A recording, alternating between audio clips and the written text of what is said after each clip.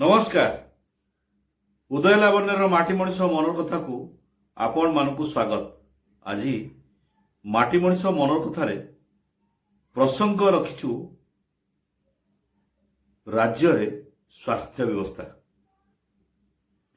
आज कहीं एक मन को आमर आसला माटी मनीष मनर कथार एभली एक प्रसंग कहीं मानी आसलु ना ये आनीचु जे राज्य रे थिबा समस्त स्वास्थ्य केन्द्र बड़ बड़ मेडिकल मानकरे सरकारी डाक्तर माने गत 4 दिन हेलाणी आंदोलन कर दैछंती आ ओमसा तांकु सहयोग करूछि जहा फल सरकारी डाक्तरखाना रे बर्तमान रोगी सेवा संपूर्ण विपर्यस्त होई पड़िछि।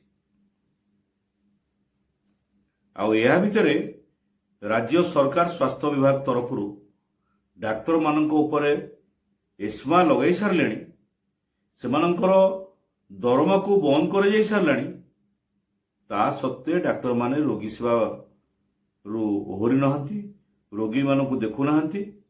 केवल ओडिसा रे थिबा समस्त डाक्तरखाना रे आयुष डाक्तर एवं कॉन्ट्रैक्चुअल डाक्तर मानक नै रोगी सेवा चालू रही। सबू डाक्तरखाना रे बहुत लंबा लाइन देखा मिलूँ सारा राज्य रे। आ केतेटा स्थान रु मध्य आसिलाणी पाटनागढ़ रे गोटे शिशुर मृत्यु होइछि विपर्यस्त स्वास्थ्य सेवा जो अन्य अंचल आसलाणी एभली घटना सब आसलाणी।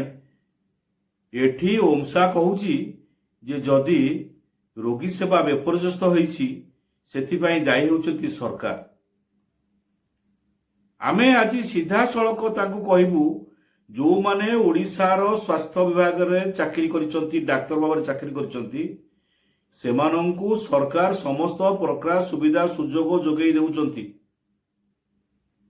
जदि ओमसा कहूची एथिपाई दायी रहिबो सरकार दायी रहिबे स्वास्थ्य विभाग दायी रहिबो तेबे आमे तो कहबू साधारण लोकंकर स्वर भाबरे उदय लावण्य कहबो जो जगार रोगी सेवा विपर्यस्त कौन रोगी ओडिशार कोण अनुकोण रे डाक्तरखाना रे स्वास्थ्य सेवा न पाई मृत्युवरण करुचंती सेठे प्रथमे से डाक्तरंकु दायी करा जाऊ कारण आज सेमानंक पई सारा ओडिसा रे स्वास्थ्य सेवा विपर्यस्त होइछि। आज माटी मनीष मनर कथार आम बिग स्टोरी नहीं आसचु ये आपण मानकु जणेबार आमर होछि अधिकार। जेतेबेले ओडिशार विभिन्न कोण अनुकोण रे थिबा स्वास्थ्य केन्द्र ठारू आरंभ करी बड़ मेडिकल पर्यंत उपखंड डाक्तरखाना पर्यंत सरकार आपण को नियुक्ति दैछंती डाक्तर मानकर दरमा केते लगा पाउछंती आपण माने जानिछंती केही लाख टंका तळकू बोधुए नाही आमे जा जानिया पाउछु। अति कम रे नुआ डाक्तर जोटी पोस्टिंग होउछंती सरकार बाहाको नियुक्ति दउछंती 80,000 90,000 पाखापाखि से दरमा पाउछंती। ता बाद सेमानकर सरकारकर विभिन्न प्रकार भत्ता सब रही।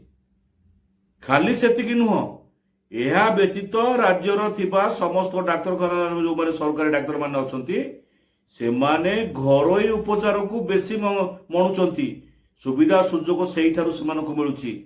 सरकारकर दरमा दउथवा दरमा रे से डाक्तर मानकर पॉकेट रे रही जाए तांकर घरे से टंका रुहे एथिरे सरकारकर दरमा रे सेमानकर हाथ बाजे नहीं। प्राय आमे समस्त को दायी करूना अधिकांश डाक्तर से माने घरोई सेवारे व्यस्त रहिसंती। जेकोसी जगह को आपण ओडिसा कोण अनुकोण जोठी जानतु एबे पाथोलाब ठारू आरंभ करे मेडिसिन दुकान पर्यंत सबुठी विभिन्न डाक्तर मानकर रोगी सेवा देखिबा आरंभ हो गलानी। उपखंड डाक्तरखाना रे जो माने आसुचंती प्रसव वेदना पाई आसुचंती सेमानंकु जेतेबेले नॉर्मल डिलीवरी पाई कहा जाउछि डाक्तर माने अमंग होउचंती नॉर्मल डिलीवरी हबो नाही सेमानंकु रेफर करा जाउछि आठगड़ आखपाख अंचल थिबा विभिन्न डाक्तरखाना मानंकु जो माने कि स्थानीय अंचल रे घरोई से शंकरपुर हो इच्छापुर हो तिगिरिया हो आखपाख अंचल रे छतु फुटिला भली डाक्तरखाना बर्तमान खोला जाई सारलाणी। कारण यही डाक्तर मानक डाक्तरखाना सहित यही स्थानीय अंचल डाक्तर मानकर गोटे रही संपर्क रही कारण से माने सेठी जाउछंती जो घरोई डाक्तरखाना रे जो मानक सेठे प्रसव वेदना पाई जाउछंती से मानक सेठा सिजोरियन कराई पिला जन्म करा जाउछि। किंतु आठगड़ डाक्तरखाना समस्त प्रकार सुविधा सुजोग अछि एठारे आउ नॉर्मल डिलीवरी हो नाही सबु पठाई दियोछि बाहर को हाथ चिकण होउछि डाक्तर मानकर। खाली सेतिकी नुहे डाक्तर मानकर दरमारे हाथ बाजू नथला बेले ସେମାନେ ଘରୋଇ ଉପଚାର ଉପରେ ବେଶୀ ସୁବିଧା ଦଉଛନ୍ତି।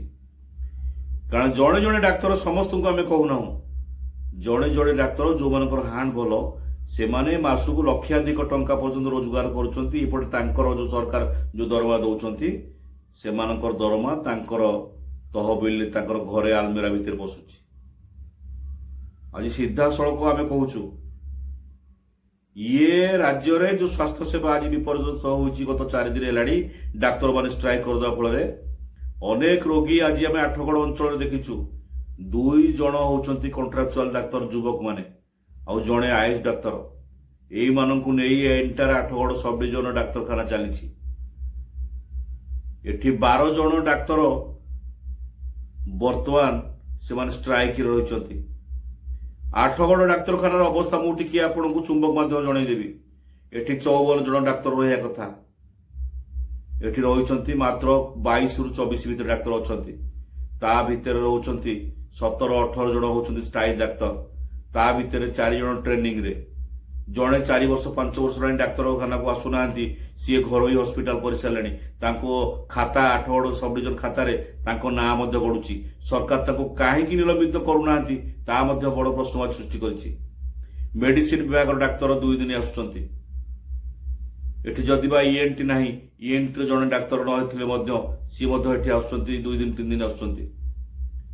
ଏସବୁ ସମସ୍ୟା ଭିତରେ ଆଠଗଡ଼ ଡାକ୍ତରଖାନାରେ ଆଜି ଆମେ ଯାହା ଦେଖୁଥିଲୁ ରୋଗୀ ସେବା ସମ୍ପୂର୍ଣ୍ଣ ବିପର୍ଯ୍ୟସ୍ତ ହୋଇପଡ଼ିଛି। ଲମ୍ବା ଧାଡିରେ ରୋଗୀ ରହୁଛନ୍ତି। ଏଠି ଶିଶୁ ବିଭାଗର ଡାକ୍ତର ମଧ୍ୟ ମେଡିକାଲ ଯୋଉ ରୁମ୍ ଅଛି ତା ମଧ୍ୟ ଖାଲି ପଡ଼ିଛି। ଏଭଳି ଅବସ୍ଥାରେ ସାରା ରାଜ୍ୟରେ ଆଜି ରୋଗୀ ସେବା ସମ୍ପୂର୍ଣ୍ଣ ବିପର୍ଯ୍ୟସ୍ତ ହୋଇପଡ଼ିଛି। ସରକାର ଏସ୍ମା ଲଗାଇ ସାରିଲେଣି ଡାକ୍ତରମାନଙ୍କ ଉପରେ, ଡାକ୍ତରମାନେ ତାକୁ ମାନିବାକୁ ନାରାଜ।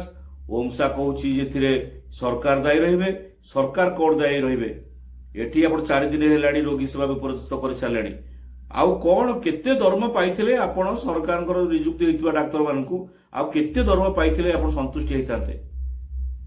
ଆଜି ଆମର ମାଟି ମଣିଷ ମନର କଥାରେ ଆମ ମନର କଥା କହୁଛୁ।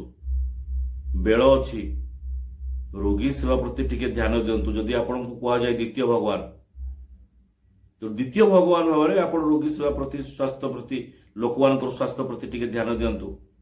ଯଦି ଆପଣଙ୍କର କିଛି ସମସ୍ୟା ରହିଛି ସରକାରଙ୍କ ସହିତ ଆଲୋଚନା ମାଧ୍ୟମରେ ତାହା କରାଯାଇପାରିବ। ଯଦି ଆପଣଙ୍କର ଆଉ କିଛି ଆବଶ୍ୟକ ହୁଏ ସରକାରଙ୍କ ସହିତ ଆଲୋଚନା କରନ୍ତୁ। ଏମିତି ଓମସା କହିଦେଲା, ଆପଣ ଧାରଣାରେ ମାତିଗଲେ ଏବଂ ସାରା ଓଡ଼ିଶାରେ ସ୍ୱାସ୍ଥ୍ୟ ସେବାକୁ ଠପ୍ କରିଦେଲେ। ସ୍ୱାସ୍ଥ୍ୟ ସେବା ସାରା ଓଡ଼ିଶାରେ ବିପର୍ଯ୍ୟସ୍ତ ହୋଇପଡ଼ିଛି ମଧ୍ୟ। ତେଣୁ ଏଥିରୁ ଟିକେ ନିବୃତ୍ତ ରୁହନ୍ତୁ। ଆପଣଙ୍କୁ କୁହାଯାଏ ଦ୍ୱିତୀୟ ଭଗବାନ ଡାକ୍ତରମାନଙ୍କୁ, ଦ୍ୱିତୀୟ ଭଗବାନ ହିସାବରେ ରୋଗୀ ସେବା ଟିକେ ସମ୍ପୂର୍ଣ୍ଣ ଯଦି ଆପଣ ଆସନ୍ତା କାଲିଠାରୁ ଏଇ ଡାକ୍ତରଖାନାର ଯେ ସାରା ଓଡ଼ିଶାର ଯୋଉ ଡାକ୍ତରଖାନା ରହିଛି ଏଥିରେ ଆପଣ କାର୍ଯ୍ୟରେ ଯୋଗ ଦେବାକୁ ଆମେ ଉଦୟ ଲାବଣ୍ୟ ତରଫରୁ ଆପଣମାନଙ୍କୁ ଅନୁରୋଧ କରୁଛୁ, ନିବେଦନ କରୁଛୁ। ଆଜି ସିଧାସଳଖ ଆମେ ମାଟି ମଣିଷ ମନର କଥା କହୁଛୁ। ତେଣୁ ଆଜି ପ୍ରସଙ୍ଗ ରଖିଥିଲୁ ରାଜ୍ୟରେ ସ୍ୱାସ୍ଥ୍ୟ ସେବା ବିପର୍ଯ୍ୟସ୍ତ। ଏ ସ୍ୱାସ୍ଥ୍ୟ ସେବା ବିପର୍ଯ୍ୟସ୍ତ ଯେତେ ଶୀଘ୍ର ପାରିବ ସମାଧାନ ହେବାକୁ ଆମେ ଆଶା ରଖୁଛୁ। ଆଉ ଏକ କାର୍ଯ୍ୟକ୍ରମ ନେଇ ଆମେ ଆଉ ଦିନ ଆସିବୁ ରହୁଛୁ। ବନ୍ଦେ ଉତ୍କଳ ଜନନୀ। ମୁଁ ଓଡ଼ିଆ, ମୋ ଭାଷା ଭାରି ବଢ଼ିଆ।